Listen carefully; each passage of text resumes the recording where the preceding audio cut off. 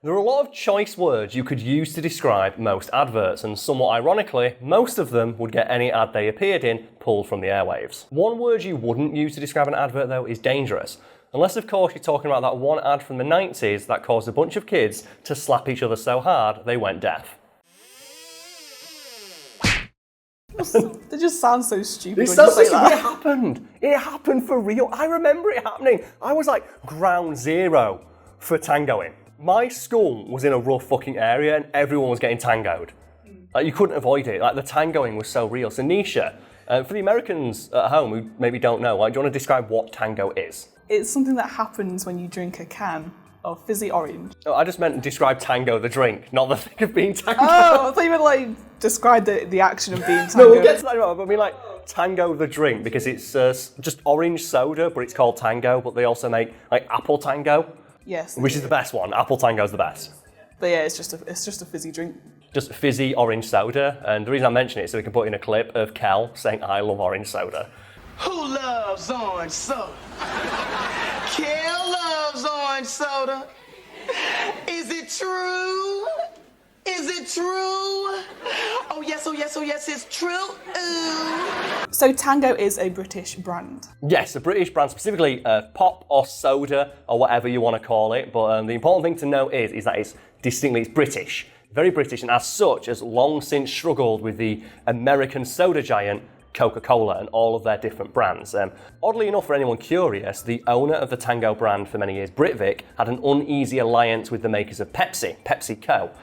Because PepsiCo owned a small stake in Britvic and by extension Tango, causing the two soda-making giants to have an uneasy relationship where they weren't really competing with Pepsi because Britvic were given exclusive license to make Pepsi-branded drinks like Mountain Dew and Pepsi. So they were only really competing with Coca Cola in the soda wars, as it were, which is probably quite lucky for them because I can't imagine trying to compete with Pepsi and Coke. I have this argument all the time where what's better, Pepsi or Coke? Pepsi. I prefer Coke. Yeah. No, to be fair, I don't drink either because I don't like the full sugar soda anymore. I really don't. Well, Diet Coke. Diet Coke gets its shit pushed in by Pepsi Max, but Diet Coke is better as a mixer. Diet Coke is better than Coke Zero. I don't know how they make Coke Zero taste so bad.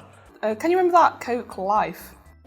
Oh yeah, the green can. Yeah, I'm going to drink Coke out of a green can. Anyway, as you might imagine, Tango, being a relatively small brand, like, it's big in the UK, but it's relatively small compared to all the other like pop and soda you can buy. They realised there's no way we can compete with Coca Cola's advertising budget. They just have too much money. We might be able to compete with them through word of mouth if we make a weird enough advert, which culminated in a series of ads featuring a character they invented called the Orange Man, who, as the name suggests, was a man painted bright orange who was also naked for some reason. So he wasn't wearing like a morph suit or anything like that, he was actually naked? No, you can see him right here. Let's zoom in. He's just an orange man. The Orange Man was a character they invented, and it's like their thinking was it's such a weird idea to just have this strange orange naked bald man wandering around that it's going to get people talking at the water cooler the next day. Because when you see an advert featuring a bright orange man wandering around in the nip, you're going to want to talk about that. And there's plenty of adverts that have like achieved similar levels of success. Well, the most famous one is the Cadbury Gorilla, isn't it? Oh yeah, the one that plays the drums. Yes, and if people don't know what we're talking about, like probably Americans, I don't think it was a thing over there. There was a series of adverts put out by the chocolate maker Cadbury's that just involved like bizarre scenes that seemingly had no relation to the product being advertised. And in fact, didn't even mention Cadbury's the brand until the very, very end. The most famous of which was a gorilla playing the opening drum salvo to In the Air Tonight. And also that one where there's those two kids. Yeah, with the eyebrows. The eyebrows, I didn't like that one. Those kind of adverts can be very, very successful, but a lot of brands aren't willing to do them. For example, Cadbury's. The story goes that behind the scenes, executives at Cadbury's were really not liking the idea of adverts that didn't directly mention their product because they couldn't see the value in an advert where their product wasn't front and centre. And the marketing company who came up with the idea had to tell them, look, if you're confident in your branding, which we think you should be because it's a very strong brand, like in particular the colour of Cadbury's, that purple, and has long had the association with chocolate and their brand. And if you look at the Gorilla advert, you'll notice that while Cadbury's is not mentioned, there is the purple colour scheme. which evokes the feeling of the Cadbury's brand.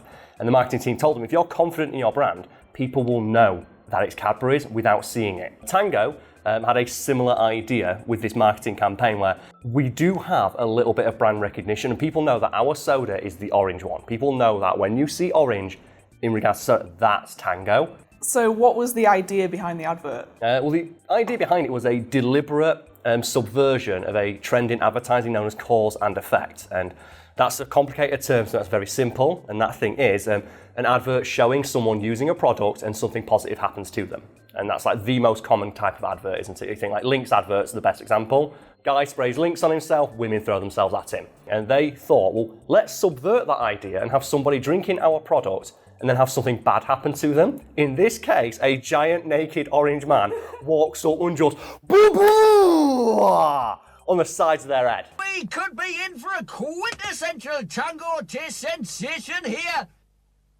Why, yes! And I'm not exaggerating, because when I was in high school, that's the noise that people made. So did he actually get slapped for real? Yeah, the actor who gets slapped in the advert was slapped for real. And the story goes they actually went to a park to film just some test footage and just had that guy slap him for half an hour.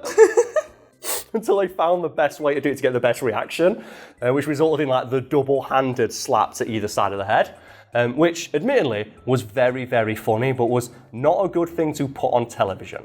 Yeah, I can only imagine like once people, kids yes. saw that, that's what happened at schools. They would go around tangoing everyone. Yes, because they even say like you've been tangoed, and the actor being tangoed, you're just slapping someone on the side of the head. And specifically, like the slap goes to both cheeks. But a lot of kids, at least in my high school, kind of misunderstood that and started slapping people on the ear. And for anyone who doesn't know, getting slapped directly on the ear is not a good experience. Like most of the time it will put you on your ass because there's the liquid in your ear that helps you balance and it just literally knocks you off balance and you fall over. Personally, I witnessed many a tangoing and I saw people like fall downstairs, and I think the worst one though was a kid who was sat just like I am now on a desk. So imagine a kid sat right here and just one of the knobhead kids walked in and he wound up. You saw him like oh no, all the way back. I've never seen a wind up like it, and just and it went through him. I don't think, do you know when they say like throw a punch? You throw a punch through somebody.